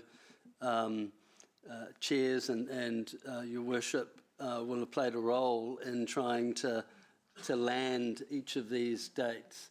And because I certainly appreciated Amy reaching out, sort of working out dates for the Economic Development Committee.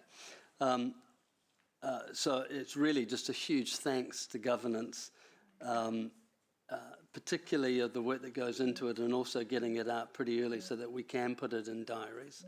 And although I accept that there will always be extraordinary things that come up and meetings that have yet to be fully determined, this is a really good blueprint of what next year will look like. And it's really helpful for us to have that sort of certainty. So again, a huge thanks to staff. Yeah, that was it really. Thank you, and I'll just add to mine to the debate. You're right, it does give you a really good blueprint. You can see July has some time free of formal meetings. That remains as a chance, should you need it, to take a break or add other things in constituency work, whatever. So you can be assured of that. I will note, and I do want to add my thanks, because I would hate this job of trying to do this. I can't remember, it must be like herding cats. But I would like to also note that workshops, etc., are not always shown in here because they sort of evolve. And I suspect there will be some big chunks across February and March filled up with necessary work for the long-term plan. So please don't look at that and think, oh, it's not too bad in February or March. It likely will be by the time that we populate all the thinking that we need to do around the LTP. It'll be a big, those couple of months leading up to the LTP, they'll be big. But thank you for your work. Councillor Van Oosten. Councillor Wilson, indeed it is looks like there's a lot of gaps in there, but I know from past that they fill up very quickly, and if anybody's expecting a light year next year, you'll be sadly disappointed. There's enormous work to be doing. The decisions of today, especially around our waters, is just the beginning. There is much more for us to be able to do and decisions to be made that are critical to the ongoing work around waters.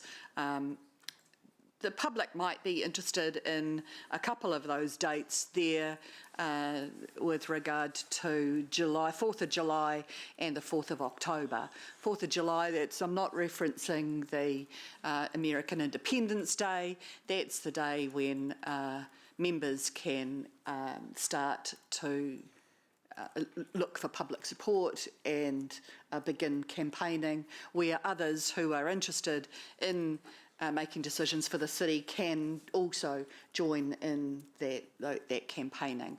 4th of October, election day, and a critical date for council going forward. So, yeah, put it all in your diaries and see you there.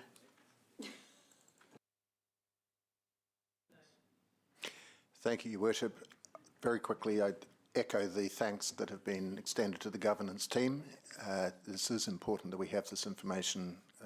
And I just want to pick up on the comment that you made, Mayor Paula, a moment ago about the fact that it is likely that our diaries will fill up considerably during February and March.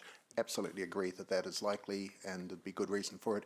Could I just make an appeal that wherever possible we get reasonably good advance warning of the fact that that is coming up, because a lot of councillors around the table do have other work commitments to fit in around council work, and it's important that we make this our priority, but the more advance warning we can get, the better for that, please.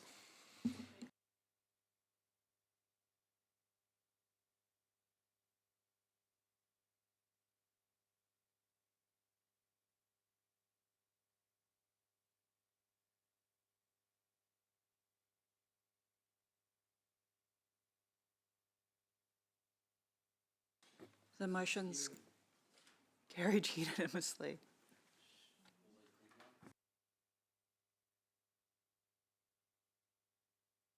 You think and don't say it. Okay, item 15, recommendations from open committee meetings. We have the approval. Is there any reason why the chairs feel they might want to discuss their individual, or it's economic development, community and natural environment, or can we move them as a whole? Kesh, move them as a whole? And yeah, I'm asking all the chairs of the committees. Yep. Okay, excellent. So moved by Councillor Maxine, seconded by Councillor Ewan. All right, excellent. As a whole, any questions on any of those? There being none, let's go to the vote.